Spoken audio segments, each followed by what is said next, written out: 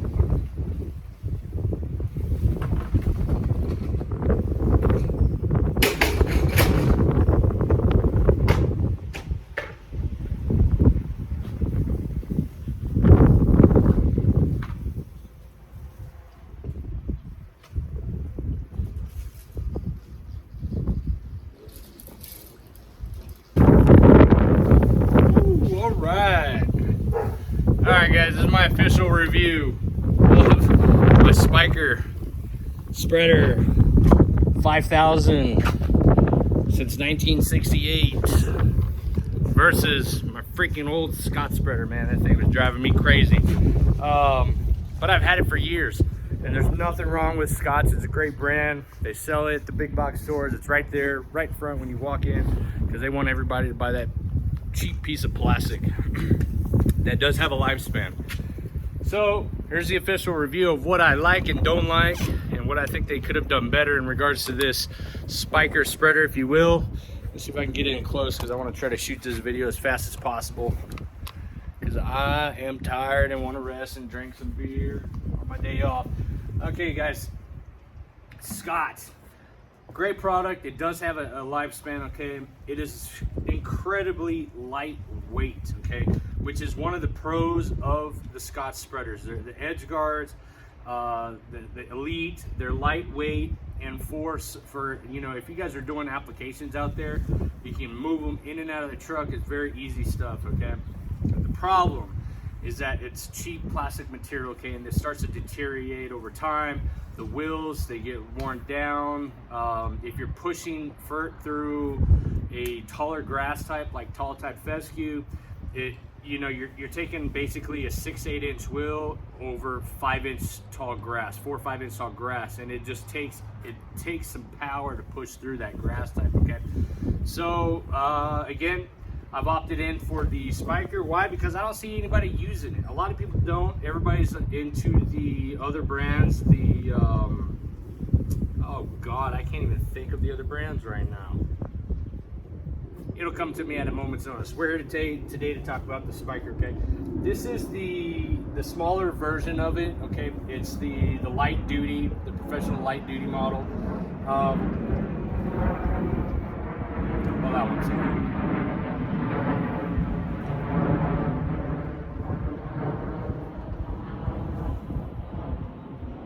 Okay, it's gone. So again, this is the professional light duty model. I got it because of the weight difference. It's the lighter version, okay? In our line of work, we got to be fast. Time is money, right? So I'm in and out. I'm mowing, trimming, edging, blowing, and then I got to go do a fertilizer application. I need to be able to move fast, okay? And so I got this one because of the weight compared to some of the other ones. You know, it's 25 pounds. It's a good arm workout in and out of the truck, right? Or if you're using a trailer, you're willing and you're not having to lift it, which would be great. But in my case, we're using the 2-door truck, so you know, we're lifting it out of the bed basically. Is it heavier? This is probably one of the cons. For the model, it's a pro, but for the, you know, comparison to like a Scotts brand that you get at Home Depot or Lowe's, for the small time operator, it's a con. It's got a little bit of weight to it, okay? So it is a little bit of a workout. However, it's got the pneumatic tires, okay? I think these are 9-inch.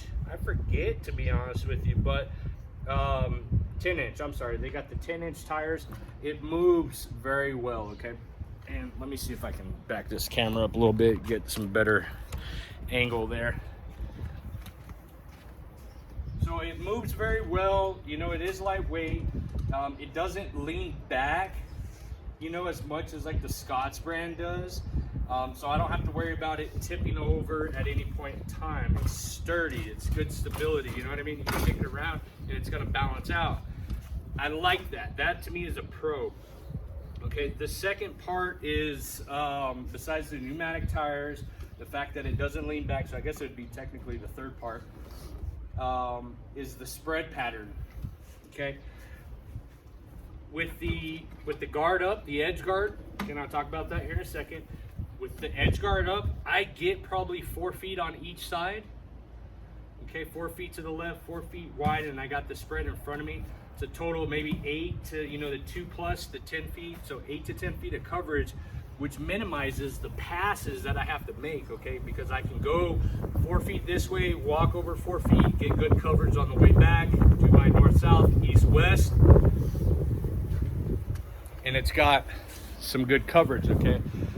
The edge guard, these do not come with the edge guard, okay? But here in the city, we've got a lot of properties that have edges, okay? Front yards are like that, backyards are like that. The properties are all divided by a rock wall, okay? It's either a rock wall or, no, it's literally, they're all rock walls. Unless you get into like I don't call it a suburb, but what we call the upper valley area, where you get into your quarter-acre lots. They don't have a lot of dividing between the properties, but you don't have to worry about the edge guard. So going back to the edge guard, is I opted in to get this. It was like an extra 25 bucks or whatever, and it works out great. Okay, I mean, I can take my pass, bring it up, rotate, and then do my other pass there 4 feet over. So this works out really well. And I'd say, as far as pros go, the cover is the next best thing, okay? And the reason why I'm gonna use this as an example is a week ago, we had about a week's worth of rain, and we were out, conducting business accordingly, and this cover came in hand. Like, I've never had a spreader other than that one that came with a cover. And so it worked out really well as far as protecting the product and making sure it doesn't bind up inside the spreader. We were still able to conduct business accordingly. Worked out great, okay? You normally wouldn't want to apply a fertilizer during a downpour, but we don't get downpours here in El Paso. We get that intermittent rain, which allows us an opportunity to get the product into the lawn, and then a small little shower comes in and waters the product in. It works out perfect, okay? Definitely the pros of the Spyker Spreader here. The one thing that I can say would be a con from an operator perspective, again, if you're utilizing your solo crew, you're out there and you're lifting the equipment in and out of the truck, I'd say that's kind of a pro and a con, because we're having to do that in and out of the truck on the ground. You could drop it, whatnot, break it if you will, but it's really sturdy metal. As far as the other con, it's a little awkward, okay? And what I mean by awkward is that the height of the bar, okay?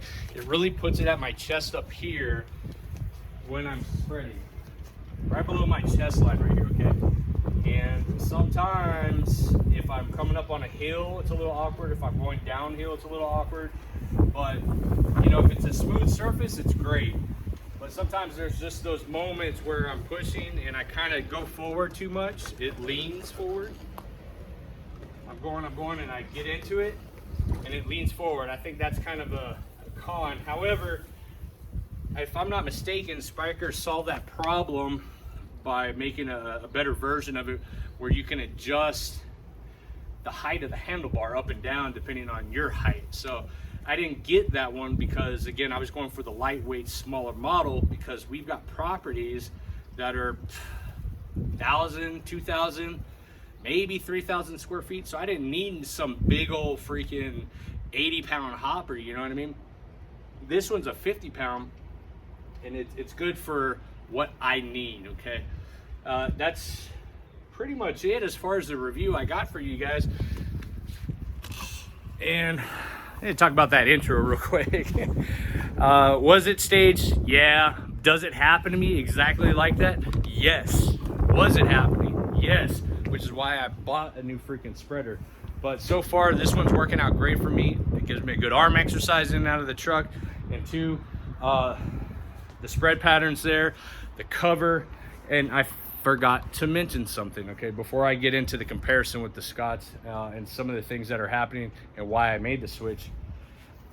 The one, and this is definitely a con, okay. One of the defaults here I find with this spreader, and I'm not sure if it's with the same brand with some of the other models, but if I'm not mistaken, don't quote me on this, they advertise that you don't have to bounce the equipment anymore. It's absolutely false, okay? I still have to bounce the equipment, okay? Because remember earlier I said how it doesn't lean back like the Scott spreader, okay? Because this one's nice and it's flush, right? It runs even parallel to the ground. So does the product inside, okay? And this needle right here that as you move forward rotates, okay? It's got probably close to almost an inch gap between the bottom of the hopper and the top of this needle, or the bottom of this needle. There's a gap, so it rotates the product way up here, right? But once you get down to the lower portion of this, and that's open, it stays just like that. See, this is me at normal speed. So what we're hoping for is that by going forward, you're creating that momentum to push that product through the slot. However, that does not happen. So what do you have to do? You have to give it a little hop so it falls through, right? See how I'm having to hop that? That's the only way I can get the product through. And that's just the way it's designed, because it's not leaning back. I find that to be a con on a big level, because that's what they're advertising, is that you don't have to hop that equipment anymore. Not a huge deal, but when you're doing 20 lawns a day and you're fertilizing and you're having to do this X amount of times with a 25-pound piece of equipment, yeah, that can get a little tiresome, if you will. But here nor there, it's doing what I needed to do. Was it worth the investment? Yes. Why is it worth the investment? Because you don't have to deal with the stress of the cheaper plastic stuff breaking on you all the time, or the wheels falling off, okay? Last part of this video. Did you guys enjoy my throw?